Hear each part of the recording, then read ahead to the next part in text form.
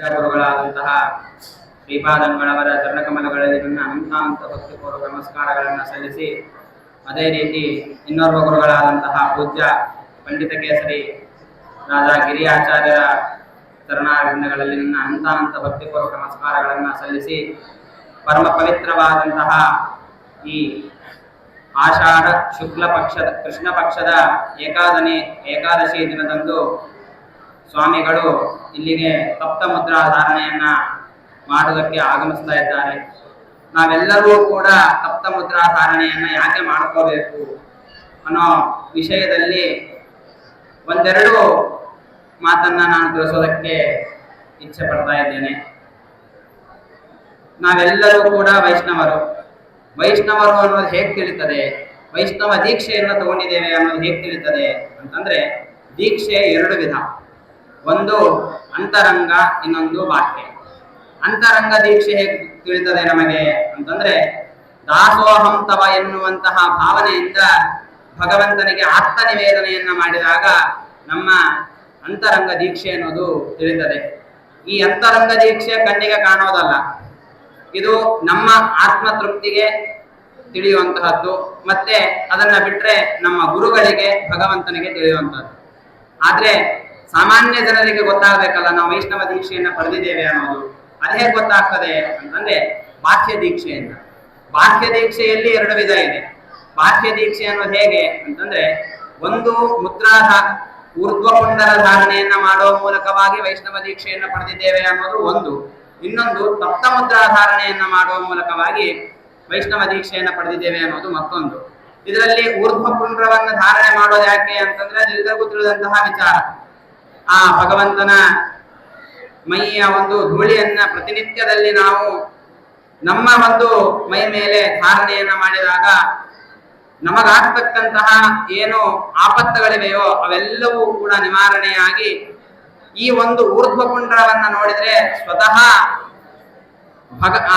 ಯಮನೇ ನಮ್ಮನ್ನ ನೋಡಿ ಅಂಜುವ ಎನ್ನುವಂತಹ ದಾಸರ ಮಾತುಗಳನ್ನು ನಾವು ಕೇಳ್ತೇವೆ.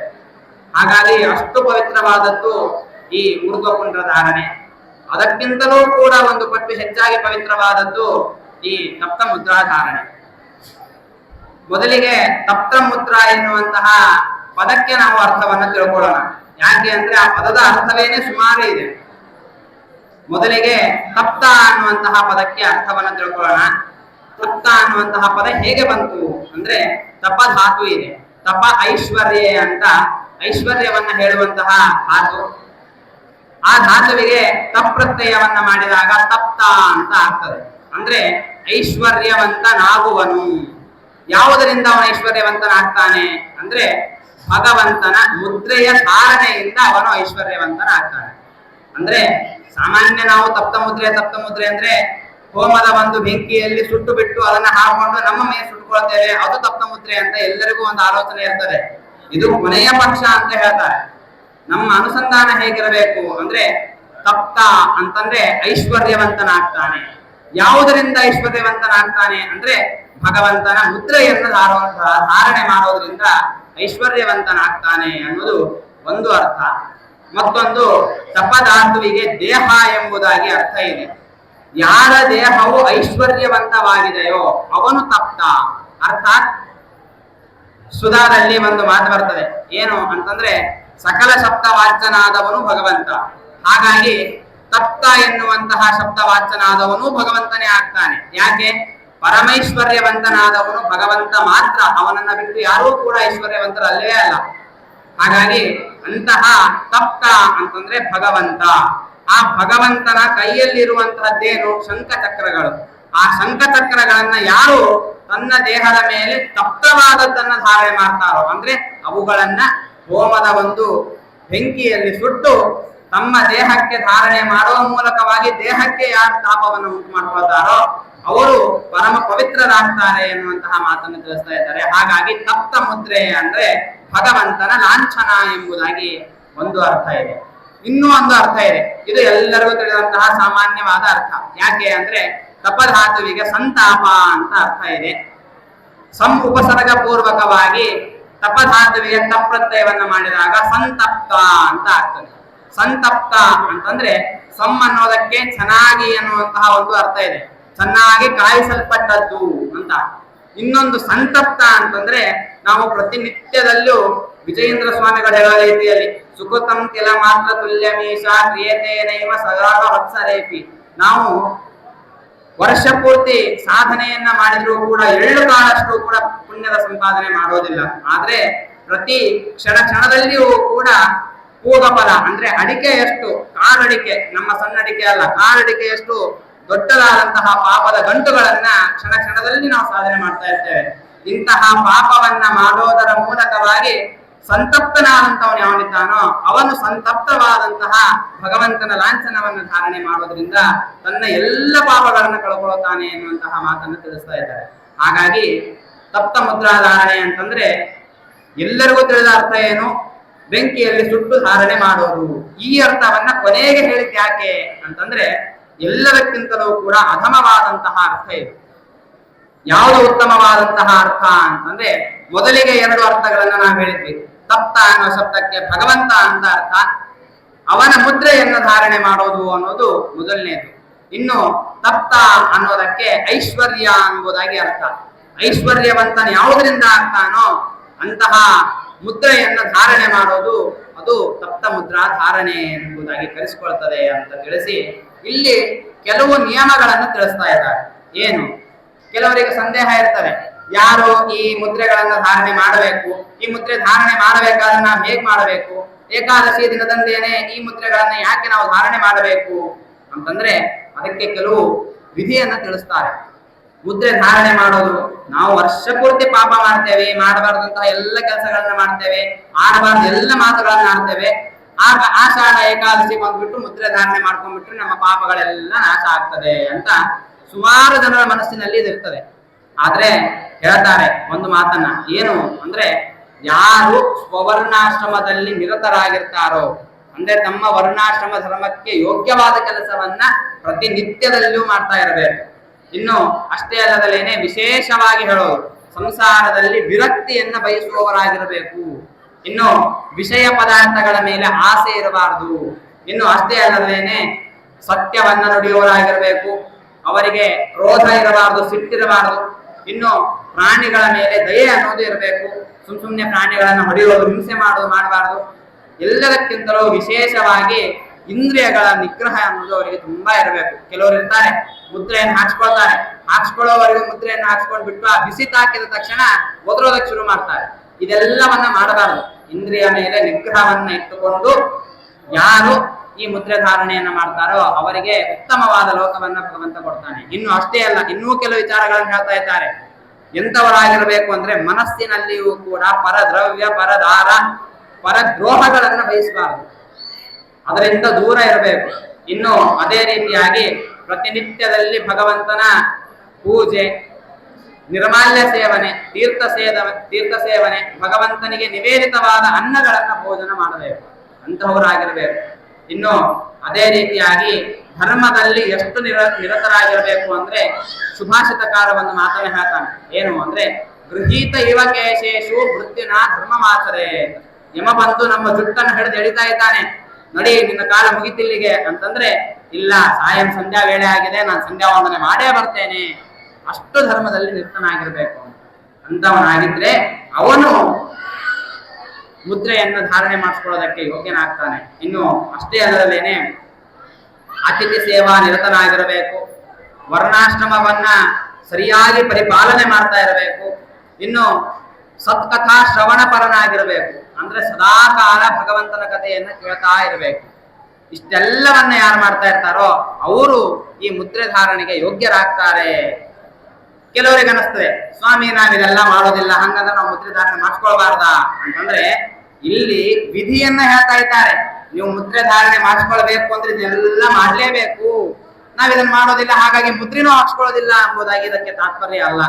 ನೀವು ಮುದ್ರೆ ಹಾಕ್ಸ್ಕೊಳ್ಳೇಬೇಕು, ಅದನ್ನ ಹಾಕ್ಸ್ಕೊಳ್ಬೇಕು ಅಂತಂದ್ರೆ ಈ ಎಲ್ಲ ಕೆಲಸಗಳನ್ನ ನೀವು ಮಾಡಬೇಕು ಅನ್ನುವಂತಹ ಮಾತನ್ನ ತಿಳಿಸಿ ಕೊನೆಗೆ ಎರಡು ಮಾತನ್ನ ಹೇಳ್ತಾ ಇದ್ದಾರೆ. ಏನು? ಮುದ್ರಾಧಾರಣೆಯನ್ನು ನಾವು ಮಾಡ್ತೇವೆ, ನಮ್ಮ ಮನಸ್ಸಿನಲ್ಲಿರುವಂತಹ ಭಾವನೆ ಏನು? ವರ್ಷ ಪೂರ್ತಿ ನಾವು ಮಾಡಿದಂತಹ ಪಾಪದ ನಾಶ ಆಗ್ತದೆ ಈ ಮುದ್ರಾಧಾರಣೆಯಿಂದ. ಆದ್ರೆ ಈ ಭಾವನೆಯಿಂದ ನಾವು ಮುದ್ರೆಯನ್ನು ಧಾರಣೆ ಮಾಡಬಾರದು. ಹೊರತಾಗಿ ಈ ಮುದ್ರೆ ಧಾರಣೆಯನ್ನ ಮಾಡೋದ್ರಿಂದ ಭಗವಂತ ಒಲಿತಾನೆ. ಯಾಕೆ?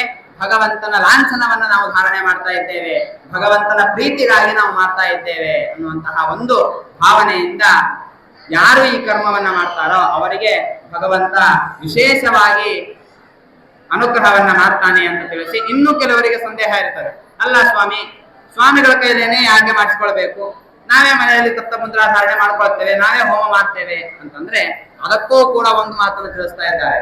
ಯಾರ ಕೈಯಿಂದ ಈ ಮುದ್ರಾಧಾರಣೆಯನ್ನ ಮಾಡಿಸ್ಕೊಳ್ಬಹುದು ಅಂತಂದ್ರೆ, ಮೊದಲಿಗೆ ಪ್ರಥಮ ಸ್ಥಾನದಲ್ಲಿ ಬರುವಂತಹವರು ಪಾರಮಹಂಸ ಪೀಠದಲ್ಲಿ ವಿರಾಜಮಾನರಾದವರು, ಅಂದ್ರೆ ಸ್ವಾಮಿಗಳು ಮುಂತಾದಂತಹವರು. ಎರಡನೆಯದಲ್ಲಿ ಆಶ್ರಮ ಜ್ಯೇಷ್ಠರು, ನಮಗಿಂತಲೂ ಕೂಡ ಅಂದ್ರೆ ಬ್ರಹ್ಮಚಾರಿಗಳಿಗಿಂತಲೂ ಗೃಹಸ್ಥರಿಗಿಂತಲೂ ಕೂಡ ವಾನಪ್ರಸ್ಥರು, ಅವರಿಗಿಂತಲೂ ಕೂಡ ಸನ್ಯಾಸಿಗಳು. ಈ ರೀತಿಯಾಗಿ ಮಾಡಿಸ್ಕೊಳ್ಬಹುದು. ಅಥವಾ ಕುಲ ಪುರೋಹಿತರು, ಇಲ್ಲ ಗುರುಗಳು, ಇಲ್ಲ ಜ್ಞಾನಿಗಳು, ಅಥವಾ ಜನ್ಮವನ್ನ ಕೊಟ್ಟಂತಹ ತಂದೆ, ಇಲ್ಲ ಹೆಣ್ಣನ್ನ ಕೊಟ್ಟಂತಹ ಮಾವ, ಇಲ್ಲ ಅಂದ್ರೆ ಅಣ್ಣ, ಇಲ್ಲ ಅಂತಂದ್ರೆ ತಮಗಿಂತಲೂ ಕೂಡ ಜ್ಞಾನದಲ್ಲಿ ಆಗಲಿ ವಯಸ್ಸಿನಲ್ಲಿ ಆಗಲಿ ಯಾರು ಜ್ಯೇಷ್ಠರಾಗಿರ್ತಾರೋ ಅವರಿಂದ ಮಾಡಿಸ್ಕೊಳ್ಬಹುದು. ಹಂಗಂದ್ರೆ ಯಾರ ಕೈಲಿ ಬೇಕಾದ್ರೂ ಮಾಡಿಸ್ಕೊಳ್ಬಹುದಲ್ಲ ಅನ್ನೋ ಒಂದು ಸಂದೇಹ ಬರ್ತದೆ. ಇಲ್ಲ, ಅವರೆಂಥವರಾಗಿರಬೇಕು ಅಂದ್ರೆ ಭಗವಂತನಲ್ಲಿ ಅತ್ಯಂತ ಭಕ್ತಿ ಭಾವನೆಯಿಂದ ಸದಾಕಾಲ ಭಗವಂತನ ಸ್ಮರಣೆಯನ್ನ ಮಾಡ್ತಾ ಭಗವಂತನಲ್ಲಿ ಏಕಚಿತ್ತರಾಗಿರಬೇಕು. ಅಷ್ಟೇ ಅಲ್ಲದಲೇನೆ ಈ ಮುದ್ರಾಧಾರಣೆಯನ್ನ ನಾವು ಯಾಕೆ ಮಾಡ್ತೇವೆ ಎನ್ನುವಂತಹ ಒಂದು ರಹಸ್ಯವನ್ನ ತಿಳಿದಂತವರಾಗಿರಬೇಕು. ಅಂತವರಿಂದ ಮಾತ್ರ ಈ ಕರ್ಮವನ್ನ ಮಾಡಿಸ್ಕೊಳ್ಬೇಕು. ಈಗ ಅನ್ಸತ್ತೆ, ಹಾಗಿದ್ರೆ ನಾವು ಮನೆಯಲ್ಲೇನೆ ಮುಂದಿನ ಟೈಮ್ ನಮ್ ಯಾರೋ ಒಬ್ರು ಪುರೋಹಿತರಿದ್ದಾರೆ, ಆಚಾರ್ಯರಿದ್ದಾರೆ, ಅವ್ರ ಕೈಯಲ್ಲಿ ಮಾಡಿಸ್ಕೊಳ್ತೇವೆ ಅಂತಂದ್ರೆ ಇದೆಲ್ಲ ನಿಯಮವೂ ಕೂಡ ಕಲಿಯುಗಕ್ಕೆ ಸಂಬಂಧಪಟ್ಟಿಲ್ಲ. ಕಲಿಯುಗದಲ್ಲಿ ಸನ್ಯಾಸಿಗಳ ಕೈಯಿಂದಲೇನೆ ಮುದ್ರಾಧಾರಣೆಯನ್ನ ಮಾಡಿಸಿಕೊಳ್ಬೇಕು ಅಂತ ನಮ್ಮ ಮತಸ್ಥಾಪನಾ ಆಚಾರ್ಯರಾದಂತಹ ಶ್ರೀಮದ್ ಆಚಾರ್ಯರು ಹೇಳಿಬಿಟ್ಟಿದ್ದಾರೆ. ಈ ಮಾತನ್ನ ವಾದಿರಾಜ ಗುರು ಸಾರ್ವಭೌಮರು ತಮ್ಮ ಯುಕ್ತಿ ಮಲ್ಲಿಕಾದಲ್ಲಿಯೂ ಕೂಡ ತಿಳಿಸ್ತಾರೆ. ಏನು ಅಂದ್ರೆ, ನಾವು ಮುದ್ರಾಧಾರಣೆಯನ್ನ ಮಾಡ್ಕೊಳ್ಬೇಕಾದ್ರೆ, ತಪ್ತ ಮುದ್ರೆಯನ್ನ ಧರಿಸಬೇಕಾದ್ರೆ ಅದು ಯಾರು ಪಾರಮಹಂಸ ಪೀಠದಲ್ಲಿ ಇರ್ತಾರೋ ಅವರಿಂದಲೇನೆ ನಾವು ಧರಿಸಬೇಕು ಅನ್ನುವಂತಹ ವಿಷಯವನ್ನು ತಿಳಿಸಿರೋದ್ರಿಂದ ಕಲಿಯುಗದಲ್ಲಿ ಮಾತ್ರ ನಾವು ಸ್ವಾಮಿಗಳ ಕೈಯಿಂದಲೇನೆ ನಾವು ಮುದ್ರಾಧಾರಣೆಯನ್ನು ಮಾಡುವಂತಹ ಒಂದು ಪದ್ಧತಿ ಬಂದಿದೆ. ಇನ್ನು ಇದರ ಮೇಲೆ ಕೆಲವೊಂದು ಬರ್ತದೆ ಆಕ್ಷೇಪಗಳು. ಮುದ್ರಾಧಾರಣೆಯನ್ನು ಯಾಕೆ ಮಾಡಬೇಕು, ಯಾರು ಮೊದಲಿಗೆ ಮಾಡಿಕೊಂಡ್ರು, ಎಲ್ಲಿಂದ ಇದು ಪ್ರಾರಂಭ ಆಯಿತು ಅಂತಂದ್ರೆ ಇದಕ್ಕೆ ಒಂದು ಚಿಕ್ಕದಾದ ಭಾಗವತದ ಕಥೆಯನ್ನು ಹೇಳ್ತಾರೆ ಸಂದರ್ಭಕ್ಕೆ. ಹಿಂದೆ ತ್ವಷ್ಟು ಪ್ರಜಾಪತಿಗಳ ಮಗನಾದಂತಹ ವಿಶ್ವರೂಪಾಚಾರ್ಯರನ್ನ ಇಂದ್ರ ಸಂಹಾರ ಮಾಡ್ತಾನೆ. ಮಾಡಿದಾಗ ಇಂದ್ರನನ್ನ ಕೊಲ್ಲುವಂತಹ ಮಗ ಬೇಕು ಅಂತ ಹೋಮವನ್ನ ಮಾಡ್ತಾರೆ. ಆವಾಗ ವೃತ್ರಾಸುರನ ಜನ್ಮ ಆಗ್ತದೆ. ಆ ವೃತ್ರಾಸುರನಿಗೂ ದೇವತೆಗಳಿಗೂ ಮಹಾಯುದ್ಧ ಅನ್ನೋದು ನಡೀತದೆ. ಎಷ್ಟು ಬಾರಿ ಯುದ್ಧ ಮಾಡಿದ್ರು ಕೂಡ ಆ ವೃತ್ರಾಸುರನ ಕೈಯಿಂದ ಎಲ್ಲಾ ದೇವತೆಗಳು ಕೂಡ ಸೋತು ಬರ್ತಾರೆ.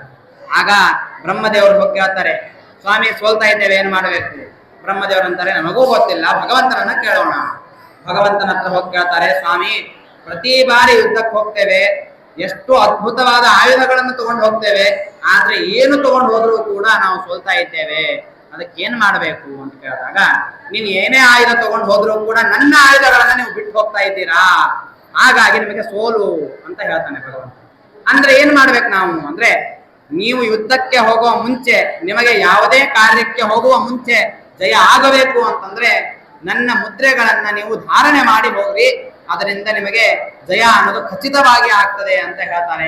ಆ ಮಾತನ್ನ ಕೇಳಿ ಆ ದೇವತೆಗಳೆಲ್ಲರೂ ಕೂಡ ಆ ಭಗವಂತನ ಲಾಂಛನವನ್ನ, ಮುದ್ರೆಗಳನ್ನ, ಶಂಖಚಕ್ರಗಳನ್ನ ಧಾರಣೆ ಮಾಡಿ ಯುದ್ಧಕ್ಕೆ ಹೋಗ್ತಾರೆ. ಯುದ್ಧಕ್ಕೆ ಹೋದ ನಂತರ ವೃತ್ರಾಸುರನ ಮೇಲೆ ಜಯವನ್ನ ಸಾಧಿಸ್ತಾರೆ ಅಂತ ಈ ಕಥಾ ಪ್ರಸಂಗವನ್ನು ಕೂಡ ಈ ಸಂದರ್ಭದಲ್ಲಿ ತಿಳಿಸಿ, ಈ ರೀತಿಯಾಗಿ ದೇವತೆಗಳಲ್ಲಿ ಮೊದಲಿಗೆ ಶುರುವಾದಂತಹದ್ದು ಈ ತಪ್ತ ಮುದ್ರಾಧಾರಣೆ ಎನ್ನುವುದು.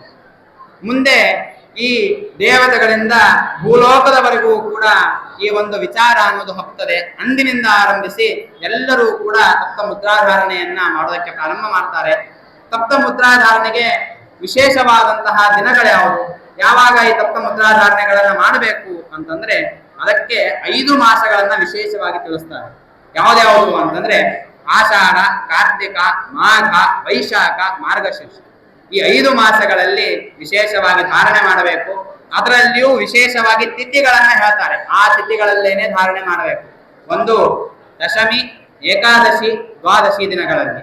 ಹೇಗೆ ಅವನು ಧಾರಣೆ ಮಾಡಬೇಕು ಅಂತಂದ್ರೆ, ಧಾರಣೆ ಮಾಡೋಕ್ಕಿಂತ ಮುಂಚೆ ಚೆನ್ನಾಗಿ ಹೊಟ್ಟೆ ತುಂಬ ಊಟ ಮಾಡಿ, ಅಥವಾ ಏಕಾದಶಿ ದಿವಸ ಫಲಹಾರವನ್ನ ಮಾಡಿ ಹಾಲನ್ನು ಕುಡಿದು ಹೊಟ್ಟೆಯನ್ನು ತುಂಬಿಸಿಕೊಂಡು ಬಂದು ಈ ಮುದ್ರೆಯನ್ನು ಧಾರಣೆ ಮಾಡಬಾರದು. ಹೊರತಾಗಿ ಉಪವಾಸದಿಂದ ಇದ್ದು, ಉಪವಾಸ ಅನ್ನುವಂತಹ ಶಬ್ದಕ್ಕೆ ಅರ್ಥವನ್ನು ತಿಳ್ಕೊಳ್ಬೇಕು ನಾವು. ಉಪವಾಸ ಅಂತಂದ್ರೆ ಏನೂ ತಿನ್ನಲಾರ್ದಂಗಿರೋದು ಉಪವಾಸ ಅಲ್ಲ. ಉಪವಾಸ ಅಂತಂದ್ರೆ ಉಪ ಅಂದ್ರೆ ಹತ್ತಿರ, ವಾಸ ಅಂತಂದ್ರೆ ಭಗವಂತನ ಹತ್ತಿರದಲ್ಲಿ ಇರುವುದು ಎಂಬುದಾಗಿ ಅರ್ಥ. ಭಗವಂತನಿಗೆ ಎಷ್ಟು ಹತ್ತಿರವಾಗಿ ಇದ್ದು ನಾವು ಈ ಮುದ್ರಾಧಾರಣೆಯನ್ನ ಮಾಡಿಸ್ಕೊಳ್ತೇವೋ ಭಗವಂತ ಅಷ್ಟೇ ಬೇಗ ನಮಗೆ ಒಲಿತಾನೆ ಎನ್ನುವಂತಹ ಮಾತನ್ನ ತಿಳಿಸ್ತಾ ಇದ್ದಾರೆ. ಈ ತಪ್ತ ಮುದ್ರೆಯನ್ನ ಧಾರಣೆ ಮಾಡೋದ್ರಿಂದ ಏನು ಫಲಗಳು ಅಂತಂದ್ರೆ, ಕೆಲವೊಂದು ಕಡೆ ಶ್ರುತಿಗಳಲ್ಲಿ ಈ ವಿಚಾರಗಳನ್ನು ತಿಳಿಸಿದ್ದಾರೆ. ಏನು ಅಂತಂದ್ರೆ, ಕೆಲವು ಶ್ರುತಿಗಳಲ್ಲಿ ಈ ರೀತಿಯಾಗಿ ಹೇಳ್ತಾರೆ, ಶರಣಂ ಪವಿತ್ರಂ ವಿತತಂ ಪುರಾಣಂ ಏನ ಪೂತಸ್ತರತಿ ದುಷ್ಕೃತಾನಿ ತೇನ ಪವಿತ್ರೇನ ಶುದ್ಧೇನ ಪೂತ ಅತಿಪಾತ್ಮಾನಂ ಅರಾತಿಂ ತರೇಮ ಎಂಬುದಾಗಿ ಶ್ರುತಿ. ಈ ಶ್ರುತಿ ಏನ್ ಹೇಳ್ತಾ ಇದೆ ಅಂತಂದ್ರೆ, ಯಾರು ಭಗವಂತನ ಲಾಂಛನವಾದಂತಹ, ಇಲ್ಲಿ ಚರಣಂ ಅಂತ ಹೇಳಿದ್ದಾರೆ, ಚರಣಂ ಅನ್ನೋದಕ್ಕೆ ಚಕ್ರ ಎಂಬುದಾಗಿ ಅರ್ಥ. ಅಂತಹ ಪವಿತ್ರವಾದಂತಹ ಭಗವಂತನ ಸುದರ್ಶನ ಚಕ್ರವನ್ನ ಸುದರ್ಶನ ಹೋಮದಲ್ಲಿ ಅದನ್ನ ಕಾಯಿಸಿ ಬಿಟ್ಟು ಯಾರು ತಮ್ಮ ದೇಹಕ್ಕೆ ಅದನ್ನ ಧಾರಣೆ ಮಾಡ್ತಾರೋ ಅಂತವರಿಗೆ ಭಗವಂತ ಅತ್ಯಂತ ಬೇಗ ಒಲಿತಾನೆ. ಒಲಿಯೋದೊಂದೇ ಅಲ್ಲಾರ್ದಾಗೆ ಅವನು ಮಾಡಿದಂತಹ ಪಾಪಗಳನ್ನು ನಾಶ ಮಾಡ್ತಾನೆ ಭಗವಂತ ಅನ್ನುವಂತಹ ಮಾತನ್ನ ತಿಳಿಸ್ತಾ ಇದ್ದಾರೆ. ಇನ್ನು ಅದೇ ರೀತಿಯಾಗಿ, ಅಲ್ಲರಿ ನಾವು ಗೋಪಿ ಚಂದನದಲ್ಲಿ ಹಚ್ಕೊಳ್ತೇವೆ ಮತ್ತು ಸುಟ್ಟಿ ಯಾಕೆ ಹಚ್ಕೊಳ್ಬೇಕು, ಬಿಸಿ ಕಾಯಿಸಿ ಯಾಕೆ ಹಚ್ಕೊಳ್ಬೇಕು, ದೇಹ ದಂಡನೆ ಮಾಡ್ದಂಗ ಆಗ್ತದಲ್ಲ ಅಂದ್ರೆ ಅದಕ್ಕೆ ಹೇಳ್ತಾ ಇದ್ದಾರೆ, ಇಲ್ಲ, ದೇಹ ದಂಡನೆ ಏನು ಅಲ್ಲ ಇದು. ಯಾಕೆ ಅಂತಂದ್ರೆ ಬೆಂಕಿಯಲ್ಲಿ ಕಾಯಿಸಿದ್ದನ್ನೇ ಹಚ್ಕೊಳ್ಬೇಕು ಅಂತ ಶ್ರುತಿಯಲ್ಲಿಯೂ ಕೂಡ ಹೇಳಿದ್ದಾರೆ. ಏನ್ ಹೇಳ್ತದೆ ಶ್ರುತಿ ಅಂತಂದ್ರೆ, ಸ್ಮೃತಿಯಲ್ಲಿ ಹೇಳಿದ್ದಾರೆ. ಸ್ಮೃತಿ ಏನ್ ಹೇಳ್ತಾ ಇದೆ ಅಂತಂದ್ರೆ, ಶಂಕಂ ಚಕ್ರಂ ಸ್ಫುಟಂ ಕುರ್ಯಾತ್ ಪ್ರತಪ್ತಂ ಬಾಹುಮೂಲಯೋಹೋ ಅಂತ.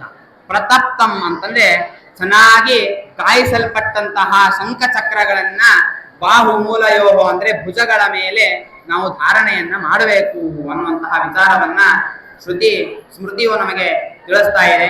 ಇನ್ನು ಇದೇ ವಿಚಾರದಲ್ಲಿ ಒಂದು ಶ್ರುತಿಯೂ ಕೂಡ ಇದೆ, ವೇದವೂ ಕೂಡ ಹೇಳ್ತಾ ಇದೆ ಈ ಮಾತನ್ನ. ಏನು ಅಂದ್ರೆ, ಅಗ್ನಿನ ವೈ ಭೋಕ್ತ ವಿಷ್ಣು ಸಾಹಿತ್ಯಂ ಸ ಲೋಕಮಾಪ್ನೋತಿ ಅಂತ ಮತ್ತೊಂದು ಶ್ರುತಿಯಲ್ಲಿ ಹೇಳ್ತಾ ಇದ್ದಾರೆ.